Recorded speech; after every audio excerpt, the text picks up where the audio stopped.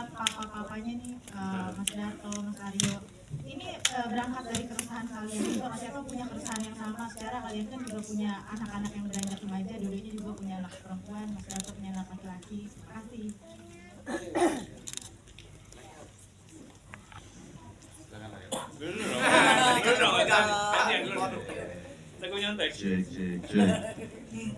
Ya, halo.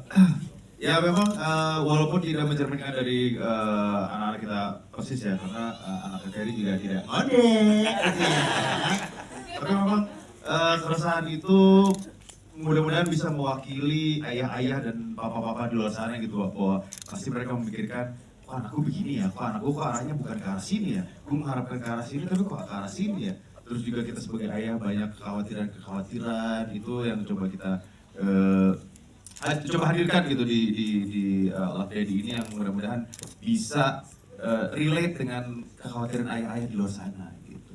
Tapi yang jelas series ini dikemas dalam sebuah kemasan yang fun. Oke, sorry. Ayo. Apa tadi keresahan ya? Ya. Ini kok nggak nyala? Iya betul. Nyala. Cek. Enggak. Nyala belum? Nyala. Ya, Lupa. sebenarnya sih enggak. Maksudnya, apa yang seorang bapak itu sebenarnya, ya kalau resah pasti resah. Maksudnya kan biar gimana kita pengen banget anak kita tuh pasti lebih baik dari orang tuanya lah gitu kan. Dan kadang-kadang kan kita juga nggak bisa, maksudnya kalau sananya emang bapaknya dulu hancur terus anaknya masa harus hancur juga, nggak juga gitu kan. Ya nggak dong. Nah, itu terus kalau bisa dibilang sih ini justru aku lebih nganggep bahwa seorang ayah ini peduli dengan anaknya gitu loh. Kepeduliannya dia gitu loh. Cuman emang kalau di film ini ditaruh karena memang kita backgroundnya kan masing-masing punya masing-masing background gitu. Jadi kayak saya emang dulu ibaratnya si David ini seperti rockstar yang digila sama cewek-cewek atau segala macam ya kan. Terus si Doni juga dengan masalahnya. Jadi itu sih yang kita pengen utarakan di film ini. Dan seperti gue bilang tadi di awal, bahwa ini film kayaknya masih jarang ya untuk genre seperti ini ya.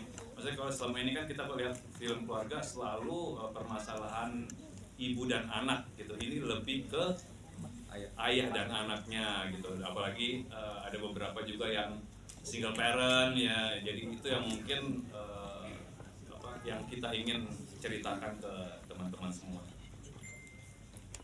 Begitu. Evan. Nggak ada. Tapi dari live sendiri buat Mas Dato sama Mas Aryo, kekhawatiran yang paling besar apa sih yang buat anak kalian? Wah, berat sekali. Ayo. Yang dia bilang.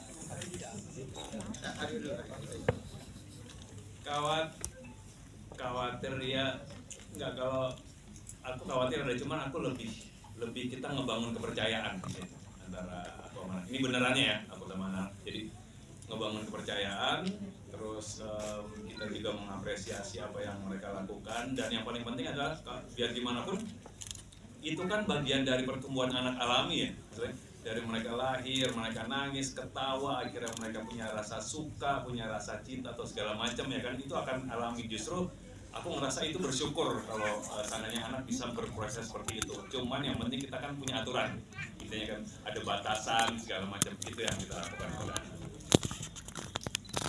Gimana? Udah? Setuju tuh, bagus tuh, seperti saya.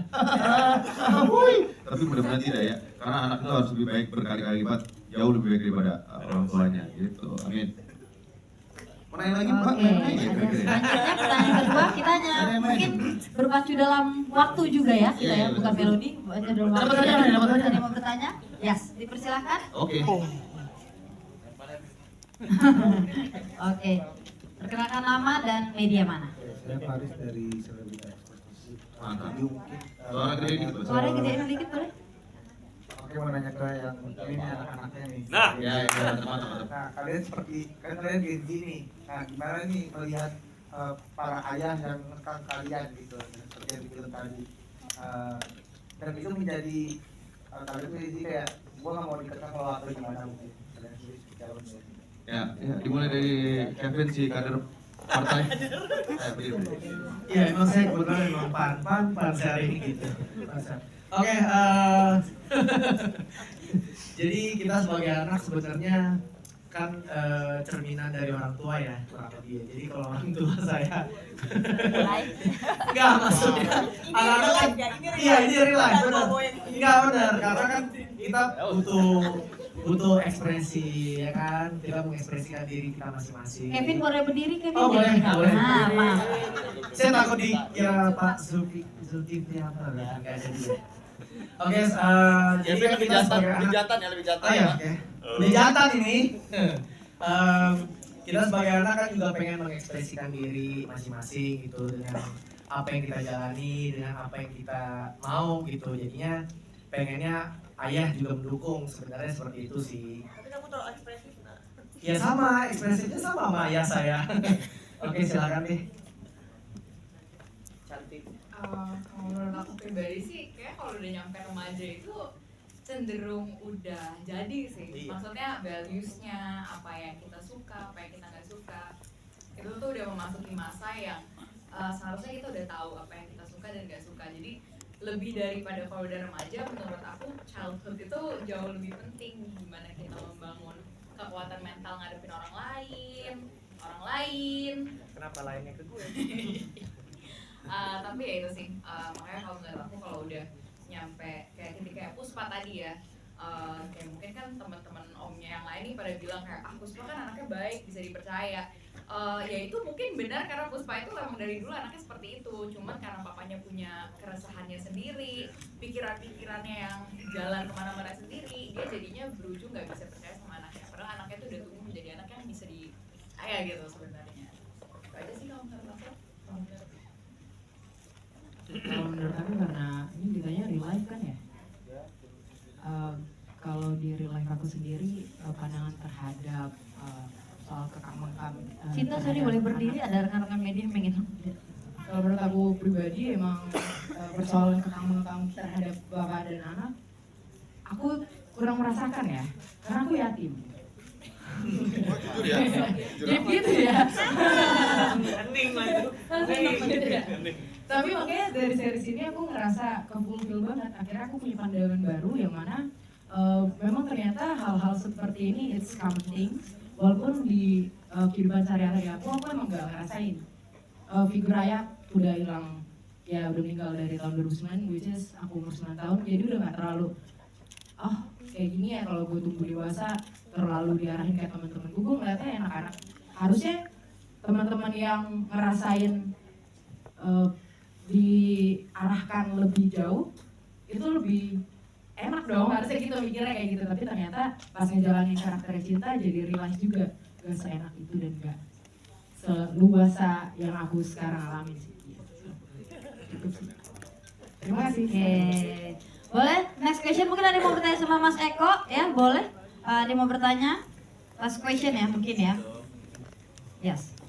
Mungkin ada yang mau bertanya dengan Mas Eko atau Kak Reza atau Kak Agung dari Maxstream, kenapa bekerja sama seperti itu, boleh? Ke Mas Awal.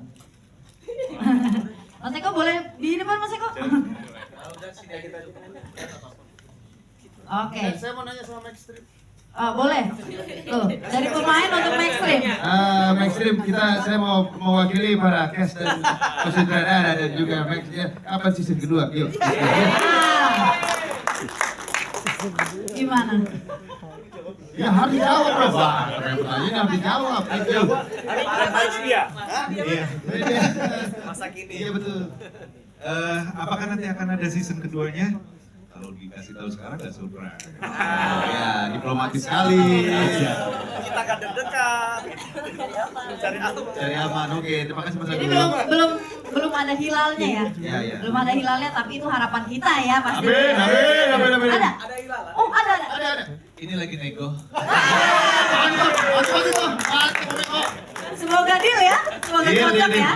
deal. Oke, ada lagi? Karena abis ini kita akan ada sesi doorstop di luar ya. Jadi rekan-rekan media mungkin ada yang mau bertanya, satu pertanyaan lagi, boleh? Boleh? Tuh, Mas Eko udah. Oh ada, boleh? Dipersilahkan. Ini mic-nya nih, mic. Ini berhadiah dress pinknya si Cinta. Baik. Itu Dipersilakan sebutkan nama dan dari media mana Kak? Aku Andri dari Happy News. Untuk Mas Eko, kenapa sih kepikiran untuk bikin Love Jadi? Kalau kemarin kan di Thailand kan ada film Grandma Dies. Ini Love Daddy, apa mungkin nanti ada Love Mommy atau Mami kan udah biasa ya. Iya, jadi gini, kalau ngangkat tentang ibu gitu ya, udah banyak banget sepertinya ya. Ayah tuh sebenarnya emang tidak sempurna, tapi doanya tulus dan ikhlas. Saya ngerti seperti itu gitu ya. Dan itu saya rasakan, anak-anak saya sudah besar gitu. Anak saya sudah besar, relate banget kasus ini gitu ya dengan saya secara pribadi dan teman-teman yang lainnya, termasuk juga tadi Pak Jul juga relate juga. Jadi artinya buat saya memang tugas membesarkan anak tuh bukan hanya ibu aja, tapi juga tugas ayah juga. Ayah memang cari duit, ayah cari rezeki, tetapi juga jangan lupa di rumah ada anak yang harus disentuh, yang harus ditouching hatinya. Gitu. Dan disinilah saya melihat harus dibuat nih cerita tentang ayah gitu, karena banyak banget tentang ayah tuh jarang diungkit, jarang diungkap.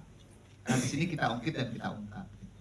Mudah-mudahan ya dengan kemarin tayang tanggal 25 dan jadi trending, artinya ini diterima oleh masyarakat.